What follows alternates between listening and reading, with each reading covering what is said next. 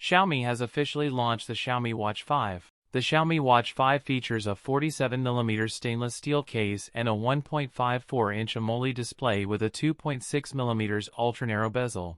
The screen supports up to 1,500 nits of global brightness and runs at 60 Hz. The watch runs on a dual-chip, dual-system architecture. It combines a Snapdragon W5 wearable processor based on a 4nm process with the BES 2800 low-power chip. The Snapdragon W5 handles high-performance tasks and visuals. Xiaomi Watch 5 supports eSIM on select variants. It supports ECG heart rhythm analysis with 30-second readings and detailed reports. The Watch 5 offers over 150 sports modes. The smartwatch starts at 1,999 yuan for the standard version, while the eSIM variant is priced at 2,299 yuan. That's it for today's video. If you enjoyed it, don't forget to like, comment, and subscribe for more content. Thanks for watching, and I'll see you in the next one.